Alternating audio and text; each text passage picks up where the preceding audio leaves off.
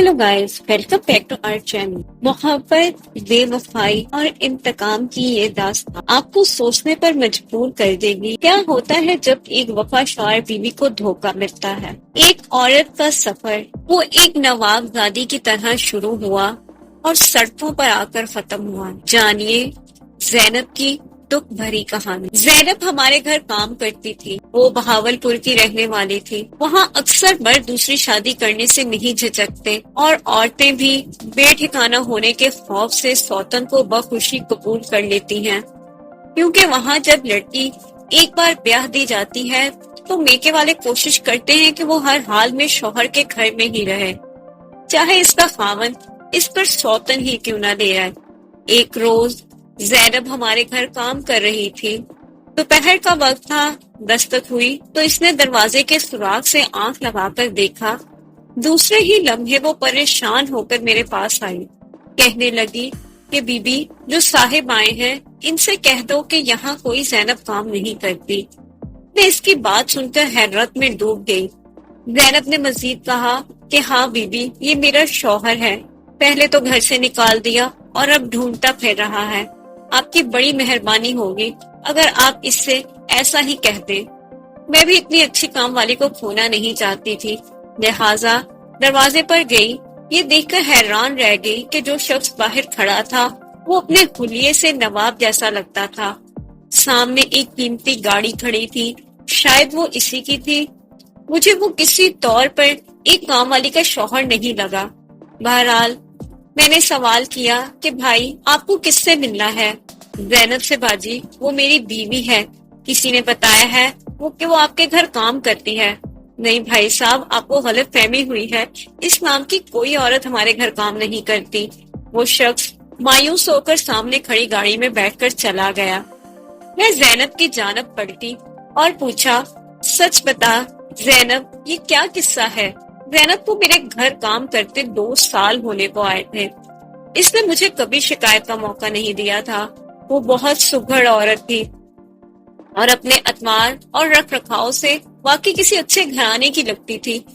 इसने कहा कि बीबी, ये बहुत लंबा किस्सा है और काम पड़ा हुआ है। काम से निपट लूं तो बताती हूँ।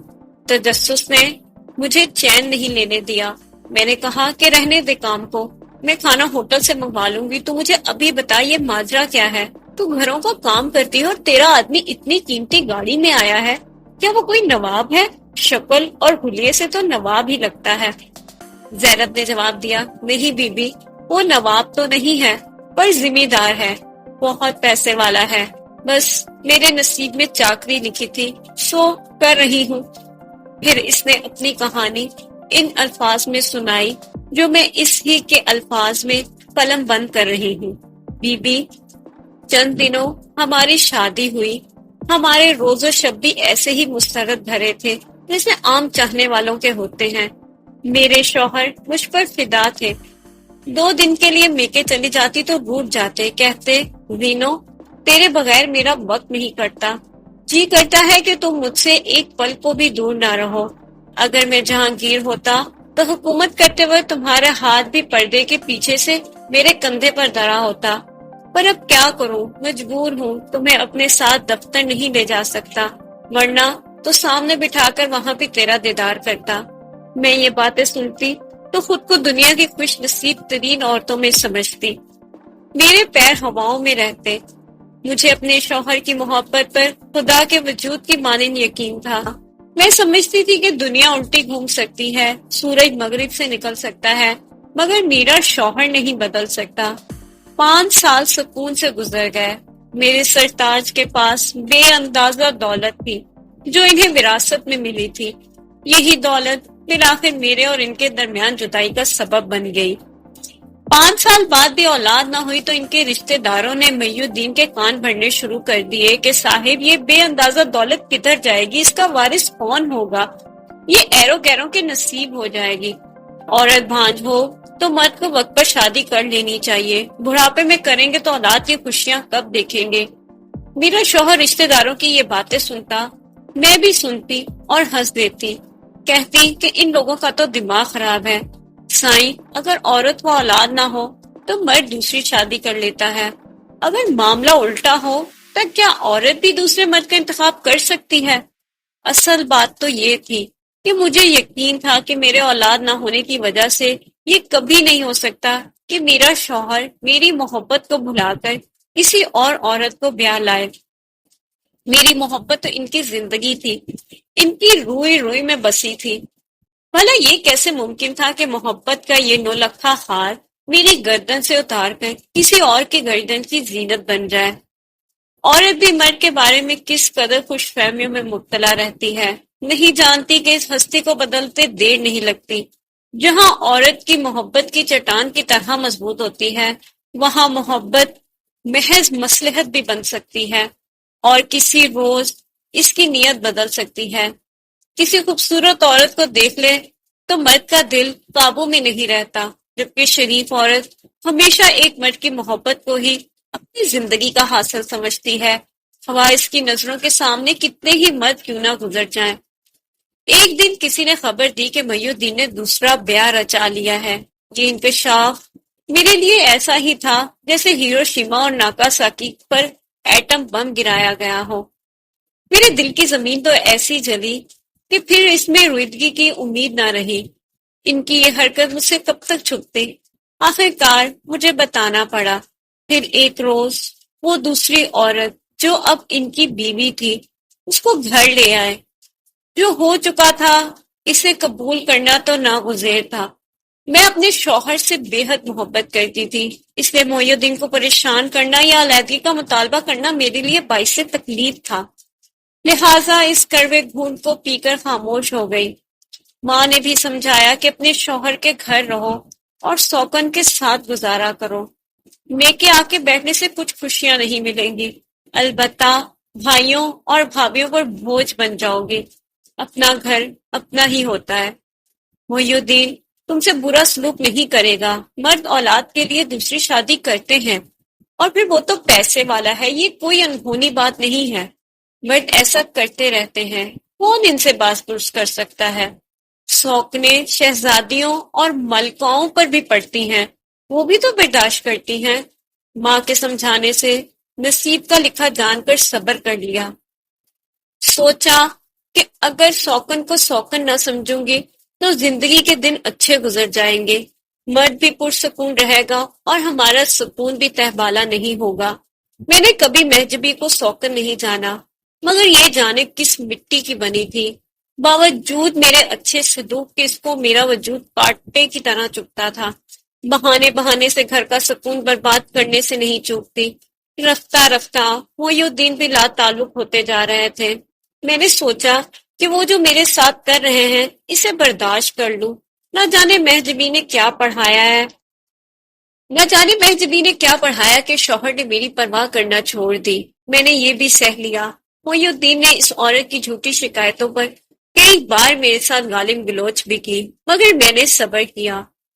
سوکن کے بچوں کو سنبھالا، ان کی خدمت کی اور ماں سے بڑھ کر پیار دیا، کیونکہ وہ میرے محی الدین کے بچے تھے، سو مجھے دل سے عزیز تھے۔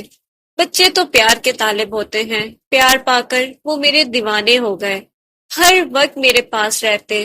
وہ مجھے اپنی ماں سے زیادہ چاہنے لگے۔ اس کو یہ بات بھی گوارا نہ تھی کہ اس کے بچے مجھ سے زیادہ پیار کرے اور ان معصوموں کو روئی کی طرح دھنک ڈالتی۔ ایک روز مجھ سے ملنے کے لیے میرا چچا زاد بھائی ہمارے گھر آیا۔ میں بہاول میں تھی اور بہت بیمار تھی، وہ یہی بتانے آیا تھا۔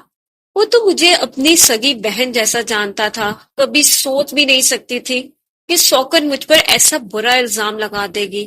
بلال بیچارہ بمشکل 1 منٹ بیٹھا ہوگا، اس نے چائے کی پیالی تک نہیں پی، بس ماں کی علالت کا بتایا اور چلا گیا۔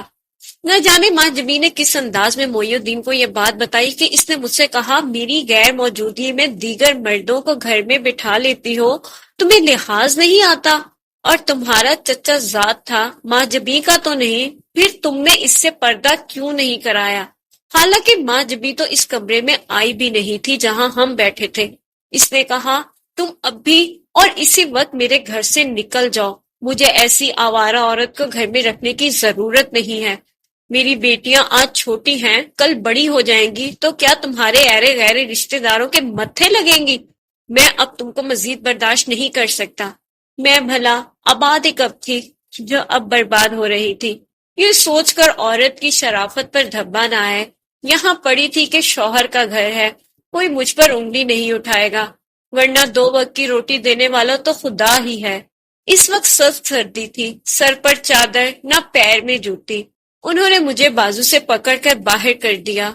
کچھ دیر برآمدے میں ٹھہری رہی، بچے باہر آئے اور مجھ سے لپٹ گئے۔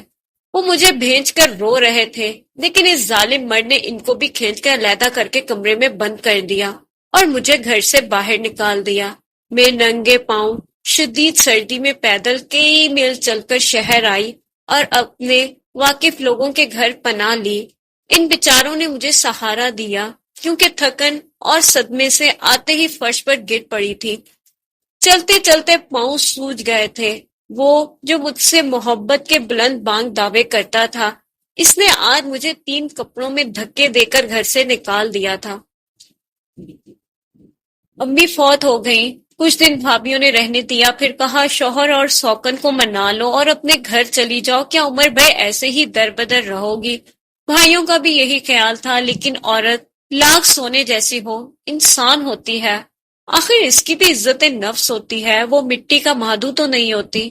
آج انہوں نے یہ کہا ہے تو کل کو اس سے بھی برا سلوک کرتے، سو میں نے وہاں جانے کے بجائے لوگوں کے گھروں میں کام کرنا شروع کر دیا۔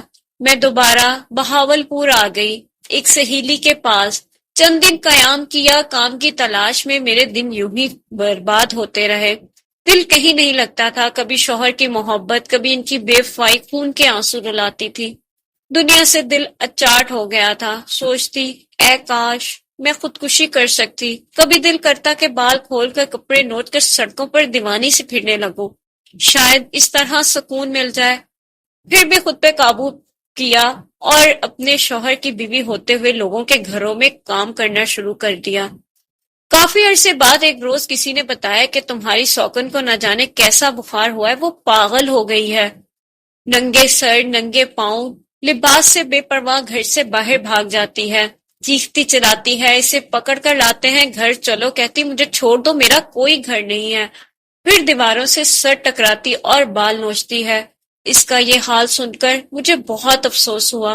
میں بچوں سے بہت محبت کرتی تھی، اور پاگل ماں کے بچوں کا کیا حال ہوتا ہوگا یہ تو ہر کوئی جانتا ہے۔ وہ بیچارے کس طرح خوف زدہ ہوتے ہوں گے، وہ معصوم ماں سے محروم ہو گئے۔ اگر میں وہاں ہوتی تو انہیں اپنے پروں میں چھپا لیتی، اپنے کلیجے سے لگا لیتی، نہ جانے اب ان کا کیا حال ہوگا۔ تھوڑے دنوں بعد وہ بیچاری گھر سے سڑک پار کرتے ہوئے کسی بس تلے آ گئی اور اس کی موت واقع ہو گئی۔ اس کے بعد معی الدین کو میری یاد آئی۔ اس نے بڑے جتن کیے کہ مجھے گھر واپس لے جائے، کئی بار ان کوٹھیوں کے چکر لگائے جہاں میں کام کرتی تھی، مجھے بھی ان کا سامنا ہو جاتا تھا، میرا خون کھولتا تھا۔ اس کی بے وفائی نے مجھے نفرت کی آگ میں جلا دیا تھا۔ میں نے اس کے ساتھ جانے سے انکار کر دیا۔ جب دل ہی نہ مانے تو آدمی کیوں کسی کو دھوکہ دے؟ میں آج کہہ سکتی ہوں کہ عورت کی نفرت اس کی محبت سے زیادہ پائیدار ہوتی ہے۔ میرا اس کے ساتھ محبت کا رشتہ شاید ختم نہ ہوا ہو، مگر عزت اور تکریم والا رشتہ نابود ہو چکا تھا۔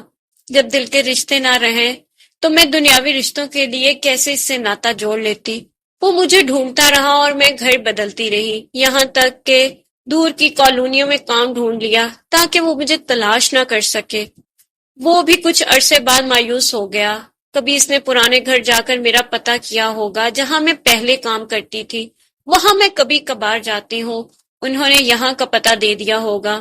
سنتی ہوں کہ اس کا بھی کسی کام میں دل نہیں لگتا، پریشان رہتا ہے، توبہ کرتا ہے مگر سکون نہیں پاتا۔ کسی کے دل کو توڑنا جس میں سچی محبت بستی ہو، کوئی ہنسی کھیل تو نہیں۔ اس نے میری زندگی کو کھلونا سمجھا اور کھیل کر پھینک دیا۔ کبھی کبھی بچوں کی خاطر دل نرم پڑ جاتا ہے، وہ مجھ سے محبت کرتے تھے، جی چاہتا ہے کہ واپس ان کے پاس چلی جاؤں، نہ جانے کوئی ستیلی ماں بن کر آ جائے تو کیسی ہو، مگر یہ دل